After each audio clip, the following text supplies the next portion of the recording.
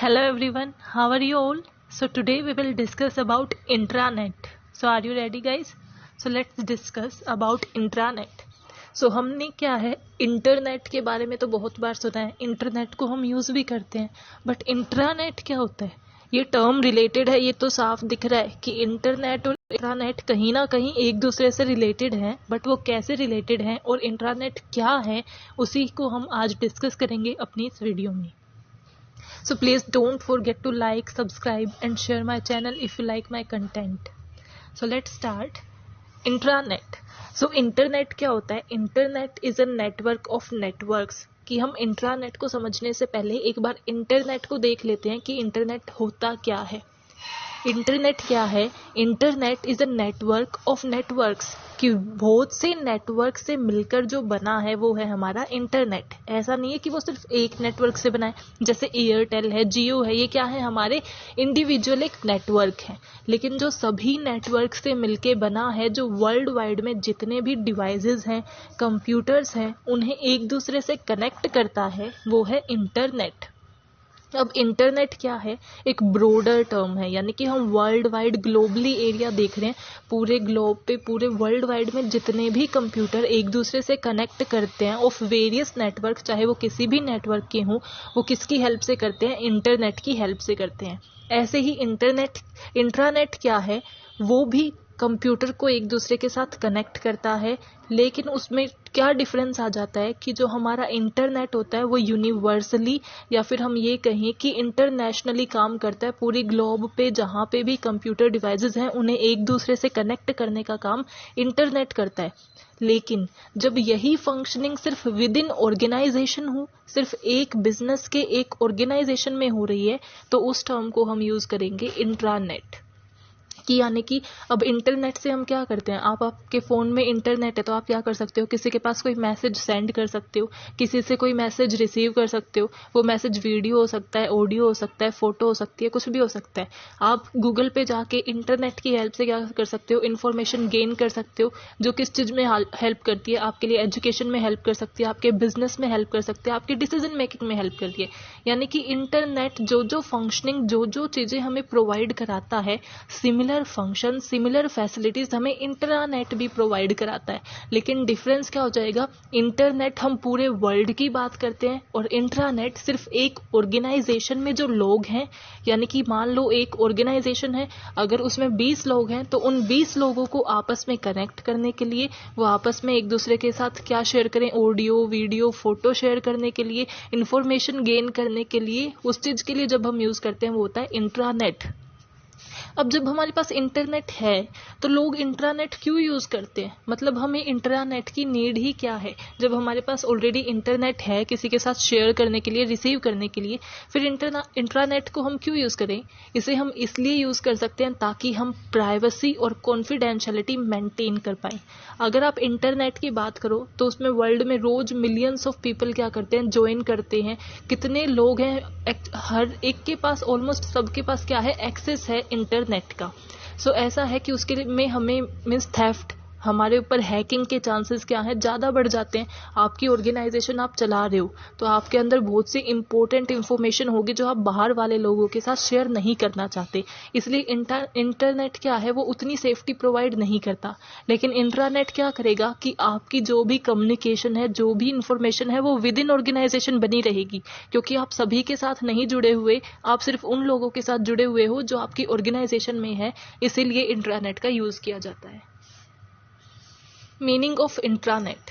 N internal can be defined as. Intranet क्या है? इसको हम क्या बोल सकते हैं? Internal of internet. यानी कि अगर हम इंटरनेट के इंटरनल की बात करें, यानी कि वो सिर्फ विद इन ऑर्गेनाइजेशन बना हुआ है, लेकिन है एक इंटरनेट ही, लेकिन वो ग्लोबली सर्व नहीं कर रहा, इसलिए हम उसे क्या बोल देते हैं? Intranet. When intranet use local area network. हमने नेटवर्क के टाइप किए थे, तो उसमें क्या था, लोकल एरिया नेटवर्क था, मैन था, wide area network. So various type of network होते हैं, जैसे पैन भी था। तो लोकल एरिया नेटवर्क क्या करता था, वो विद इन अ सिटी, या फिर सिटी भी नहीं तो एक स्मॉल एरिया को विद इन ऑर्गेनाइजेशन हमें कनेक्शन प्रोवाइड कराता था। और इंट्रानेट भी क्या करता है, सिर्फ एक ऑर्गेनाइजेशन के अंडर ही हमें कनेक्टिविटी प्रोवाइड कराता है। इसलिए इंट्रानेट में हम कौन सी टाइप ऑफ नेटवर्क को यूज करते हैं, लोकल एरिया नेटवर्क को, जिसमें हम सिर्फ within organisation connectivity provide कराते हैं। Tools and protocols of internet within an organisation only, कि इंटरनेट क्या करता है कि जो भी इंटरनेट के टूल्स हैं, प्रोटोकॉल्स हैं, जैसे इंटरनेट के कौन कौन से प्रोटोकॉल हैं, TCP IP, transmission control protocol and internet protocol. Internet in दोनों प्रोटोकॉल्स को यूज करता है, इंट्रानेट भी इनको यूज करता है और अपनी फंक्शनिंग में इन्हीं प्रोटोकॉल को यूज करता है। अपनी सेफ्टी के लिए फायरवॉल को भी यूज करता है, यानी कि जो फंक्शनिंग, जो टूल्स इंटरनेट यूज करता है, सिमिलर टूल्स इंट्रानेट भी यूज करता है। सिर्फ डिफरेंस हो जाता है कि वो सिर्फ विद इन ऑर्गेनाइजेशन होता है, इंट्रानेट की बाउंड्रीज होती हैं। Intranet use same functioning as internet but only within an organisation, कि सारी फंक्शनिंग, सारा जैसे आप इंटरनेट को यूज करते हो वैसे ही आप इंट्रानेट को यूज कर सकते हो। जो फैसिलिटीज इंटरनेट प्रोवाइड कराता है वही facility within organisation intranet provide कराता है। बस क्या डिफरेंस रह जाता है कि इंट्रानेट की एक लिमिट होती है, सिर्फ उतने ही लोग उसे यूज कर सकते हैं। ये देखिए, इंटरनेट है वो एक्सटर्नल है, उसके बीच में हमारे में क्या आ जाता है, फायरवॉल। अब हमें इंटरनेट, अब आप एक ऑर्गेनाइजेशन में, आप सपोज करो कि आप एक ऑर्गेनाइजेशन में हो, उसके वर्कर हो, आप उसमें काम कर रहे हो। अब आप तो ऑर्गेनाइजेशन में हो और आपकी ऑर्गेनाइजेशन में 20 लोग हैं, वो आपस में कनेक्टेड हैं, आपस में शेयर कर रहे हैं इन्फॉर्मेशन। लेकिन आउटसाइडर के साथ भी तो ऑर्गेनाइजेशन का काम होता है, जैसे आपके सप्लायर हैं, कॉम्पिटिटर है, गवर्नमेंट है, कस्टमर है, इनसे भी आपको कनेक्ट होना पड़ता है। तो जब एक ऑर्गेनाइजेशन को कभी आउटसाइडर के साथ कोई डिटेल शेयर करनी पड़ती है तो वो क्या करते हैं, देन वो इंट्रानेट किससे कनेक्ट हो जाता है, इंटरनेट से, और वो इन्फॉर्मेशन कस्टमर्स को शेयर कर देते हैं। लेकिन जब उन्हें आउटसाइडर के साथ कोई डीलिंग नहीं करनी होती तो वो अपनी कनेक्टिविटी इंटरनेट से हटा लेते हैं और सिर्फ विद इन ऑर्गेनाइजेशन वर्क करते हैं। जैसे हम इसमें देख रहे हैं कि ये हमारा क्या है, इंट्रानेट है। जब भी हमें आउटसाइडर, यानी कि यहाँ मान लो सप्लायर हैं, कस्टमर हैं, पब्लिक है, सो उनसे डील करनी होती है तो इंट्रानेट किसके पास कनेक्ट हो जाता है, इंटरनेट से। अब इंटरनेट क्या है, जैसे मिलियन ऑफ पीपल यूज कर रहे हैं, सो उससे हमें सिक्योरिटी कौन प्रोवाइड करेगा, फायरवॉल। इसलिए इन दोनों के बीच में क्या आती है, फायरवॉल आती है, जो हमारे ट्रैफिक को मेंटेन करती है ताकि हमें हैकिंग से, वायरस से बचा सके।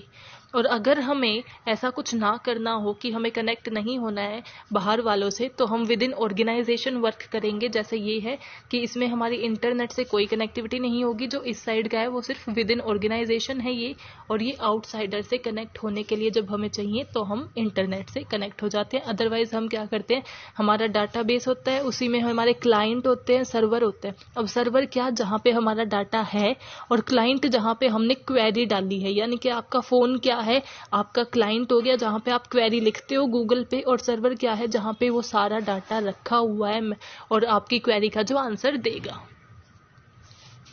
Then when the particular organization want to connect with outsider, at that time they connect their intranet to internet।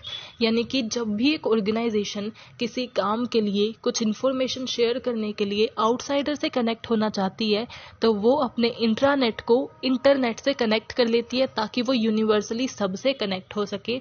To deal with outsider such as, outsider में एक कंपनी के लिए कौन कौन हो सकते हैं, शेयर होल्डर हो सकते हैं, वेंडर हो सकते हैं, सप्लायर हो सकते हैं, पब्लिक हो सकती है, गवर्नमेंट हो सकते हैं, कस्टमर हो सकते हैं। इन सब से कनेक्ट होने के लिए वो क्या करती है, अपने इंट्रानेट को इंटरनेट से कनेक्ट कर लेती है। Characteristics of intranet. अब इंट्रानेट की क्या कैरेक्टरिस्टिक्स, क्या फीचर्स होंगे। फर्स्ट इज कंट्रोल्ड एक्सेस, कि वो क्या होगा, एक कंट्रोल्ड एक्सेस होगा, यानी कि विद इन ऑर्गेनाइजेशन है तो उसे इजीली हम कंट्रोल भी कर सकेंगे और हमारे कंट्रोल के, हमारी अथॉरिटी के अकॉर्डिंग ही वो वर्क करेगा। मीन्स हम उसकी एक्सेस कंट्रोल रखेंगे कि वो हमारी ऑर्गेनाइजेशन से बाहर एक्सेसिबल नहीं है।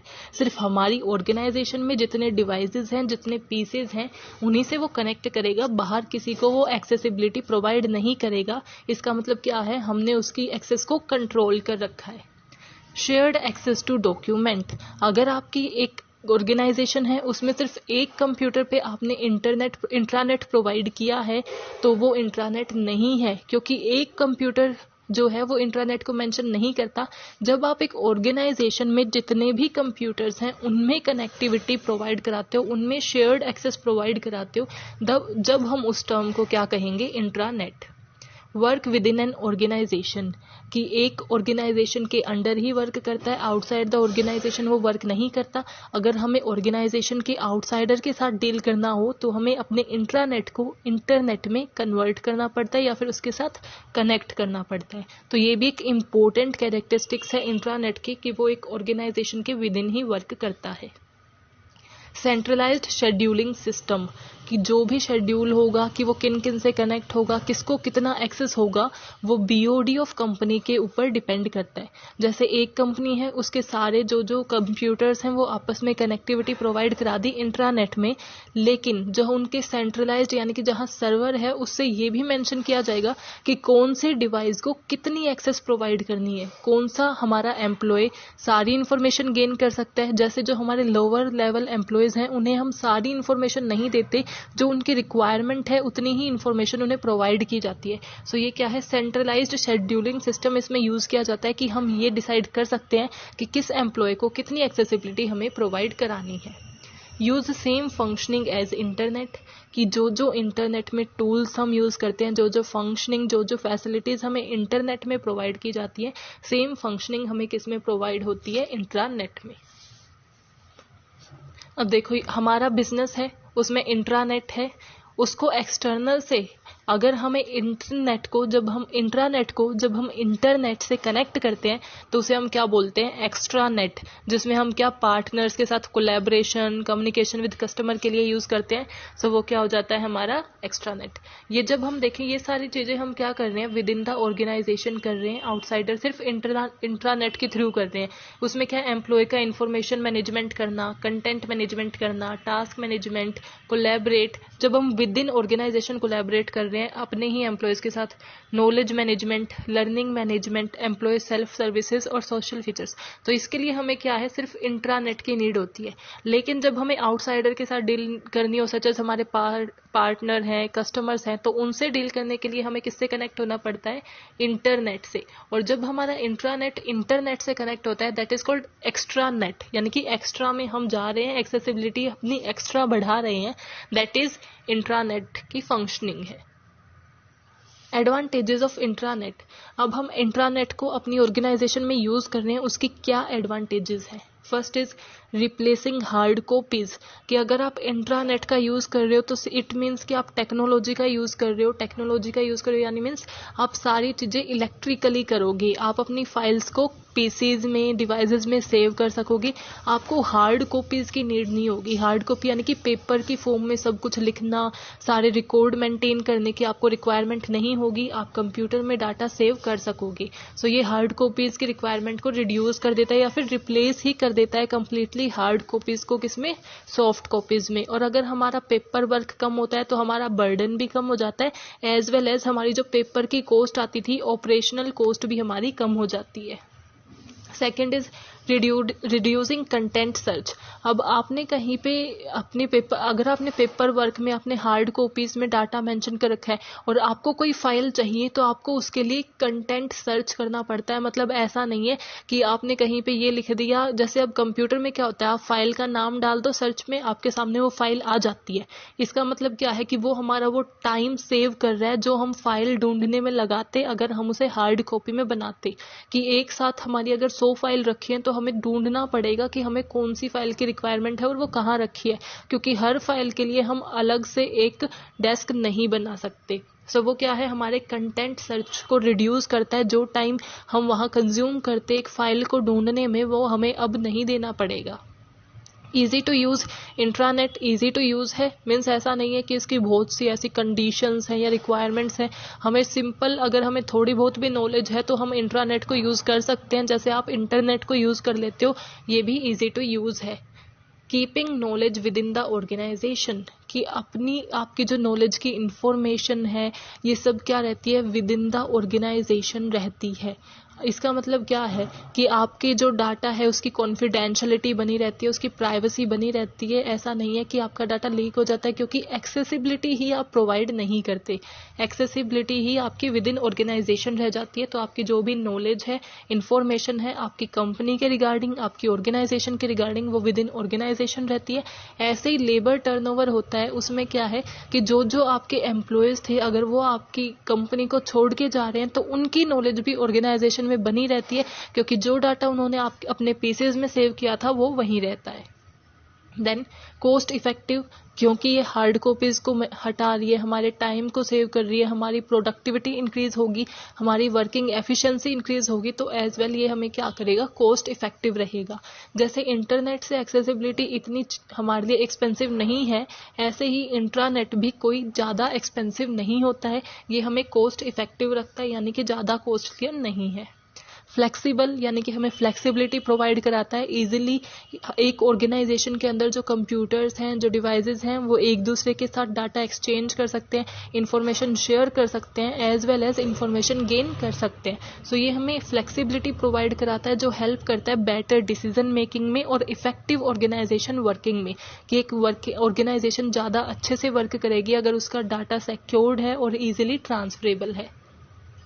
बिजनेस ऑर्गेनाइजेशन एंड मैनेजमेंट, की एक जो भी हमारी ऑर्गेनाइजेशन है उसके मैनेजमेंट में वो हमें हेल्प करता है, क्योंकि हम इजीली अगर हमारा डाटा क्लियरली मेंशन है तो हम बेटर डिसीजन मेकिंग ले पाएंगे, हमारी एक्यूरेसी बढ़ी रहेगी, जो हमारे फैक्ट एंड फिगर होंगे वो रेलिवेंट होंगे, एक्यूरेट होंगे, जो हमारे एम्प्लॉयज़ हैं उनकी डिसीजन मेकिंग में हेल्प करेंगे। और ये जैसे हमारा टाइम सेव करता है, हमें ये पता रियलिटी में चल जाता है कि हम कहाँ स्टैंड करते हैं फाइनेंशियली, पॉपुलैरिटी में। सो ये सब क्या है, हमारी ऑर्गेनाइजेशन को इंफॉर्मेशन प्रोवाइड कराता है हमारे कंपटीटर्स के रिगार्डिंग, हमारी कंपनी के रिगार्डिंग, कि हम कहाँ स्टैंड करते हैं और उसके लिए हम बेटर डिसीजन ले सकते हैं। एनहांस कोलैबोरेशन, कि ईजिली हम हमारे जो भी कोलैबोरेट करना चाहते हैं, चाहे वो विद इन ऑर्गेनाइजेशन हो या आउटसाइड द ऑर्गेनाइजेशन हो, by the use of extranet, कि हम किसी के साथ कोलैबोरेट करना चाहते हैं तो वो ईजिली हो जाता है रियल टाइम पे, हमें फिजिकली प्रेजेंट होने की ज़रूरत नहीं है। With the help of audio conferencing, video conferencing, हम क्या कर सकते हैं, कोलैबोरेशन को इम्प्लीमेंट कर सकते हैं। Next is disadvantages of intranet. अगर किसी चीज़ की एडवांटेजेस हैं तो ऑब्वियसली उसकी कुछ लिमिटेशंस भी होती हैं जिनको हमें हमेशा ध्यान में रखना होता है। It is an evolving technology that require upgrades and could have software incompatibility problem, कि इसका ये क्या मतलब है कि जैसे आपके फ़ोन में जितनी भी एप्लीकेशंस होती हैं, अगर आप देखो उनका टाइम टू टाइम फ्रिक्वेंटली क्या होता है, अपडेट्स आते रहते हैं, और आपको उन्हें अपडेट करोगे तो न्यू न्यू फीचर मिलते रहते हैं। ऐसे ही, क्योंकि वो एक टेक्नोलॉजी है, ऐसे ही इंट्रानेट क्या है, एक ऐसी टेक्नोलॉजी है जो इवॉल्विंग, यानी कि जो जिसके टाइम टू टाइम अपग्रेड आते रहें, जो टाइम टू टाइम अपडेट हमें करनी पड़े, वरना हम क्या हो जाएंगे, आउटडेटेड हो जाएंगे। सो टाइम टू टाइम हमें उन्हें अपडेट करना पड़ता है, अपग्रेड करना पड़ता है, जिसकी हमें लगता है कॉस्ट आती है, जिसकी हमें कॉस्ट बियर करनी पड़ती है, और उसके लिए हमें अपना टाइम भी देना पड़ता है, क्योंकि हमें टाइम टू टाइम इधर उसे चेंज करना पड़ेगा और उसे अपग्रेड कराना पड़ेगा। Security features are inadequate. इसका मतलब क्या है कि कई बार ऐसा होता है कि इंट्रानेट हम बोलते हैं कि वो हमें विद इन द ऑर्गेनाइजेशन हमारे डाटा को मेंटेन रखता है, लेकिन हैकिंग, क्रैकिंग, इन सब से बचने के लिए कोई उनके पास एडुकेट फीचर्स नहीं है। कुछ ऐसा नहीं है कि अगर कोई वायरस, अगर कोई हैकर हमारी ऑर्गेनाइजेशन के इंट्रानेट पे अटैक करना चाहेगा तो हम उसे मीन्स रोक सकेंगे। ऐसा है, हमें कोई ना कोई सिक्योरिटी फीचर्स लगाने पड़ेंगे, लेकिन इंट्रानेट में अभी उतने एडुकेट फीचर्स नहीं है कि वो हमें 100% सिक्योरिटी प्रोवाइड करा दे।